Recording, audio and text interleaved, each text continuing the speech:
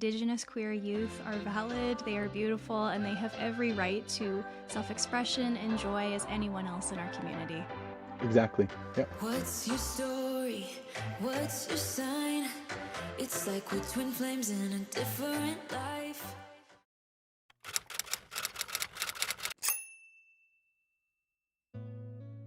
Uki Nidaniko Sikabyoch Kitopi. It's great to be here. My name is Ryan Crosschild. I'm a PhD student in the Department of Political Science at the University of Calgary. I'm Blackfoot from Kainai, also known as the Blood Tribe, born and raised in southern Alberta. Since I was a young child, I was always a daydreamer. I would have these moments where I would just kind of veer off into space, and at times it got me into trouble because I was told I wasn't paying attention. But as somebody who is Indigenous, who is Blackfoot, I never fully felt like I could be my kind of authentic self in those kinds of more cultural, traditional spaces due to so many things like colonialism. There's not a lot of visibility for people who identify as queer, or two-spirit is another common term that is used within Canada to refer to individuals who are gender and sexually diverse and also Indigenous. But then I also didn't feel that I could be Indigenous in some of these more quote-unquote mainstream queer spaces. I didn't see representation. This daydreaming that I had as a kid, it was almost like this yearning for this otherwise world, these otherwise worlds and possibilities where I feel like I could be both and not have to choose one or the other.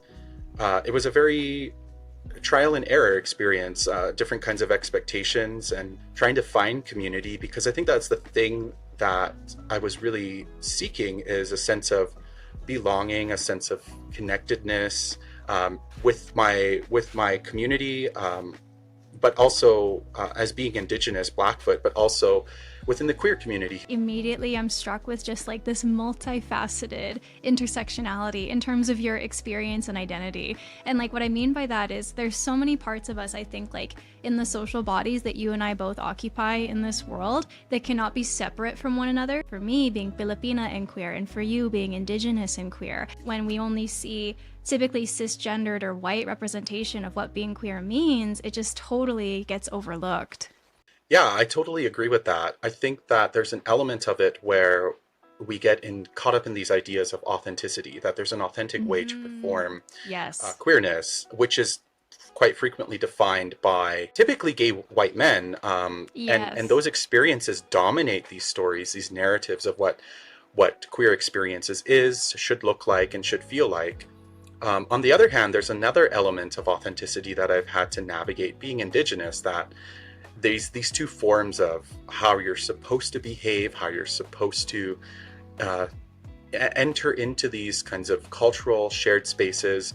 I was always somebody who really struggled to conform, and I think that's why, like, I was always daydreaming. So there was always that element of trying to seek this sense of freedom and liberation of being able to be both queer and Indigenous, that I think a lot of people leave places like southern Alberta to find elsewhere in these larger urban centers. I tried it, but I also felt this absence of connectedness to my territories. And so being involved in ceremony, being involved in culture was the piece that was really missing, that I was seeking out. And I think that is also something that is quite frequently missing in these more mainstream representations of kind of queer Canada. Being back in southern Alberta, being back in my home territory, is really trying to figure out, what does that look like contemporarily?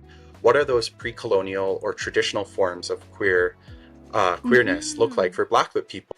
There's a lot of interest in the community here, in the Blackfoot queer community, to try and reclaim a lot of those stories, those traditional forms of knowledge, the language, the terminology that we used. And I think that work is important. It's a process to unlearn a lot of this stuff. And in the same way with mainstream queer spaces, is that relationship building needs to take place with Indigenous people.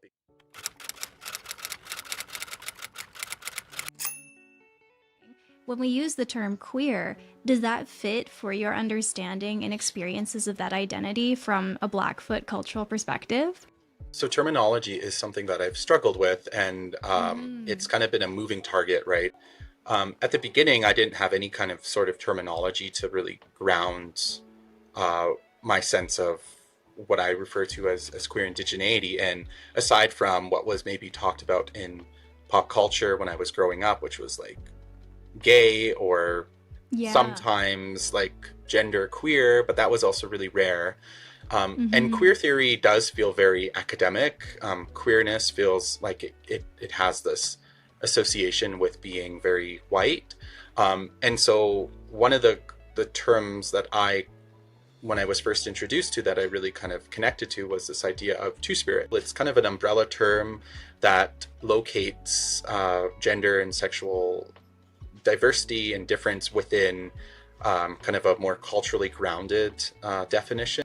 But also that, to me, felt like it didn't connect as somebody who is Blackfoot, because the concept of two-spirit actually emerges out of the philosophies of kind of Anishinaabe and Eastern reflects Canada, more right? Eastern Canada, kind of is contained within that language. And so when I was doing my master's work and trying to find out what are the terminologies, the traditional terminologies that we used for Blackfoot speaking people, when we try and translate two-spirit, it just doesn't work. It doesn't contain the uniqueness of the Blackfoot language. It just doesn't fully translate. It almost means like two ghosts, which doesn't have the same effect, right? That work led to more culturally specific terms. But I also struggled with those culturally specific terms, Blackfoot terms, because they were terms that were used to, like, that were designated at a particular moment in time for queer Blackfoot people. And so I don't know what it meant to embody those gender pronouns, because they're kind of contained within a moment in time. And so that's where I'm trying to, along with some other Blackfoot individuals in Southern Alberta, we're trying to like grapple with like, what does it mean to reclaim those identities? And it's been a work in progress, but I feel like, and so I feel like for me, it's a moving target. And so I feel like queer has always been the more,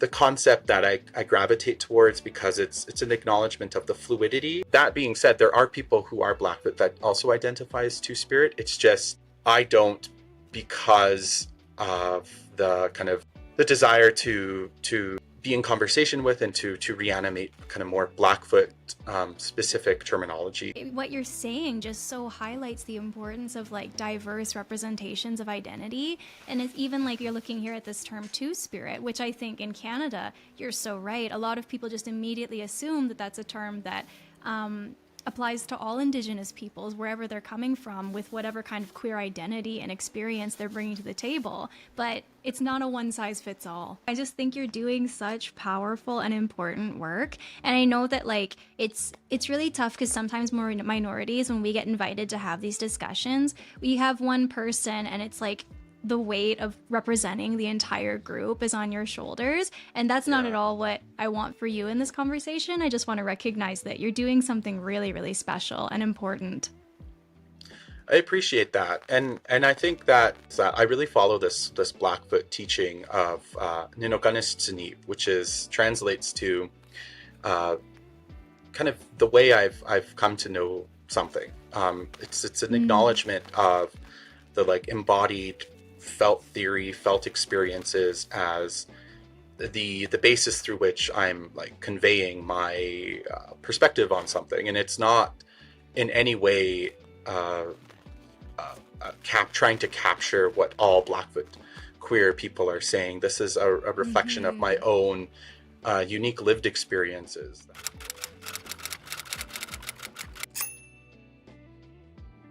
We always say come out. What is this idea of like, you just have this grand coming out, and it's never like that. It's a process. You're always coming out to new people, and sometimes it's never ending, and you have to decide if it's safe for you to do so. And I think that especially in places on the prairies, you have to take seriously because it's not safe in some instances. And so when I finally got to that moment, I was in my finishing my first year of university. I moved back home, and I was really looking for friendship within the gay community in Lethbridge, and it was really difficult because I thought I was going to be welcomed with open arms, and that was a rude awakening because I felt the racism, I felt the anti-Indigenous sentiment from the queer community, which, like, for the most part was being defined by kind of gay white men and their stories and narratives that continue to shape what the gay experience is or should be like.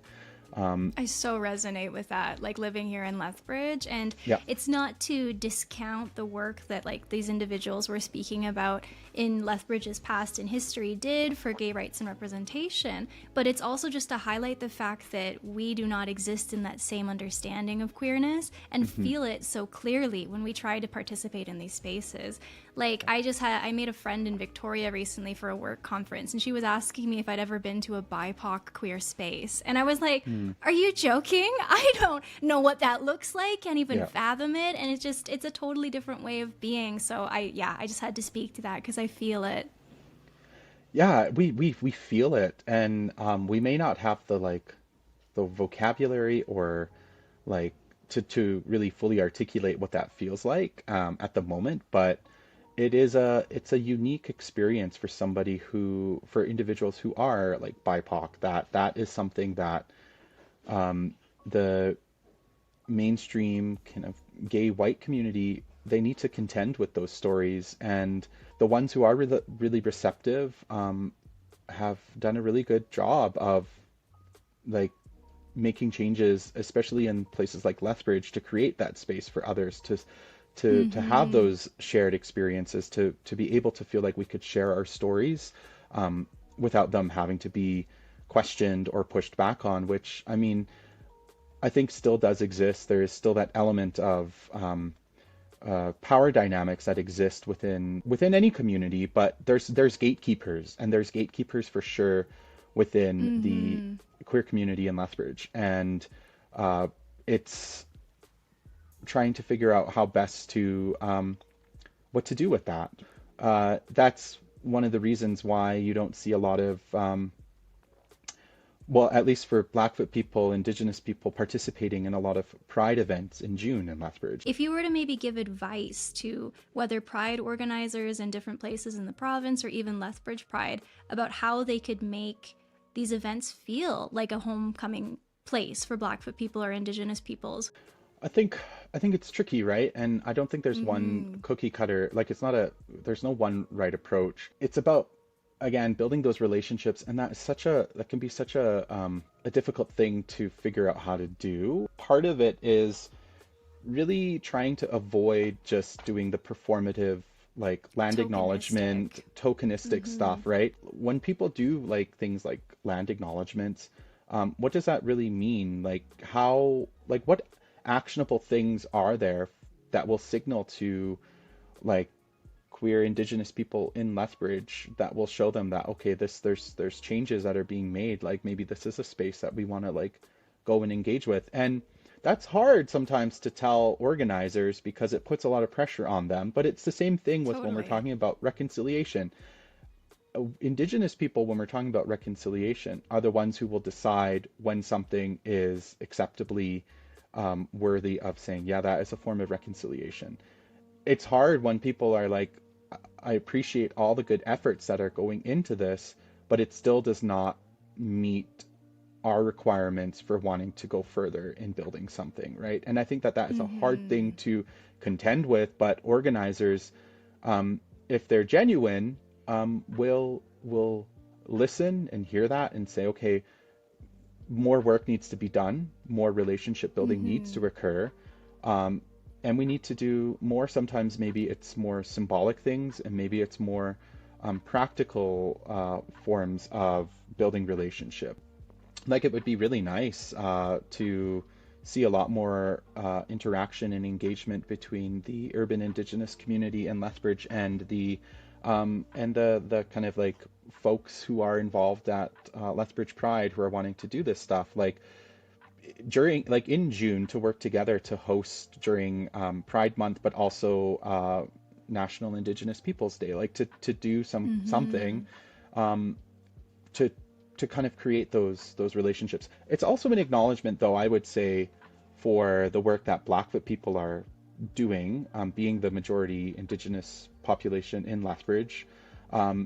There's a lot of work we're also doing to build that community, to build that kind of collective voice, because for a variety of reasons, like we've been disconnected from each other, but also our own kind of Blackfoot community, those cultural ceremonial spaces. And so that's what we're doing. We're doing that work, and it's messy, it's non-linear, and I think that that's something that people just need to be okay with. It's challenging, and it's all about relational accountability, like holding each other accountable. And for non-Indigenous people, it's like being okay with being like hearing tough feedback from Indigenous. Yeah, with making mistakes, being wrong, not getting it right every time, but learning from it. Exactly. Yep. Yeah, I think I totally agree with you. And I've always thought to myself, like, as long as you create lasting reciprocal relationships where you learn from one another and you have the opportunity for growth, that seems like the best way forward in any situation. Exactly. And that's a true test of like how strong relationships are, is when you're able to disagree with each other without having to like completely disregard the whole relationship in its entirety. And I think that there's just so much work that still needs to be done in building that relational infrastructure in places like Southern Alberta. We've talked so much about why it's so important to think about queerness from your own cultural lens. Why would you say, in your own words, why that's so important to you? It's important to me because it provides kind of the foundation that keeps me grounded.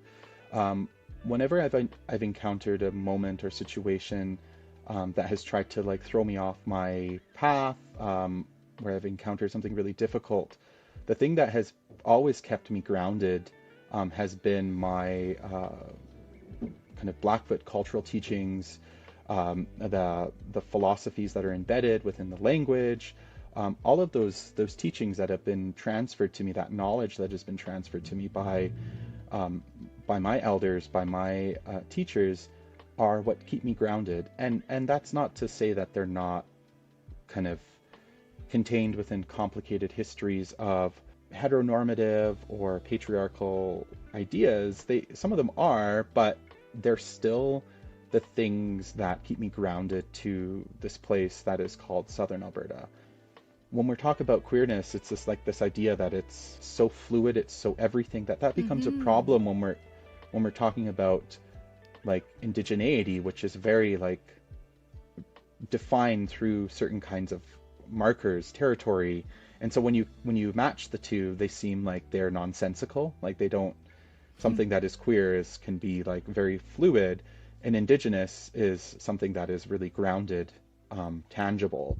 And so it's working through the tension between both. And for me, I never wanted to feel like I had to choose one or the other. And so that's why I always continuously go back to, they can coexist, they can exist. That's how I am, that's who I am. We all are on this journey of becoming unapologetically ourselves for our whole identity and taking up space. And I just am so inspired hearing about your journey in doing that, because even for myself, sometimes you worry about that authenticity piece that we've talked about so much. And am I enough? Am I doing this right? But I think you're just a true trailblazer that's really going to inspire a lot of people. And I wonder, for all those other maybe Blackfoot or Indigenous youth who might be daydreamers just like you and maybe don't feel like they see themselves as queer people in their culture or the world around them, what would you say to them? Like, I think that's just what it means to be Indigenous, is that we're our dreams that shared across a lot of Indigenous knowledge systems is this idea of dreams being very powerful, as being sources of wisdom and knowledge, and not to let go of your desire for an otherwise world, something where you feel like you could be fully yourself, to continue to do that, because while it may seem far off, you just continue to hold those ideas, those visions, and it almost like can be self-actualized by not letting go of that. And I think when we live in a world that is so bent on trying to destroy our ability to dream of other possibilities, like it's even more reason to continue to do it, because that's what keeps us not just surviving, but wanting to thrive, wanting to seek out that joy and pleasure. That is also something that things like colonialism or what have you have tried to take away from us. So never to let go of that. It's just affirmation, you know, like Indigenous queer youth are valid, they are beautiful, and they have every right to self-expression and joy as anyone else in our community. Exactly. Yep. Ryan, I feel so privileged to have had the opportunity to chat with you today, and normally at this point in the interview as we close, I give my guests the opportunity to share projects that they're doing or any social media that they'd like for listeners to follow them along with. Does anything come to mind for you? I think that, yeah, there's some work that I think is really important for just people in Southern Alberta to be more familiar with, which is there's a lot of work that's been happening with the Buffalo Treaty that I've been also kind of getting more involved in, and thinking about what that means to rematriate buffalo in places like Southern Alberta as almost like a queering methodology. And how that can be the source to build relationships, to think about what that means. All of this other stuff, when we're talking about what queerness offers in a tangible kind of project, which is building relationship through Buffalo being this portal to do that work. And so I would encourage a lot of people to check that out. And there's also some other work that will be coming down the line shortly, with this kind of more in lines what we were talking about, which is doing a lot more of the relationality work with kind of the queer Indigenous community in Lethbridge. So we're hoping to have some kind of exposure to what that looks like in June of 2023. So just look out for that. There's definitely momentum and desire to be more visible, to have more kind of Blackfoot people kind of showcasing and sharing their stories.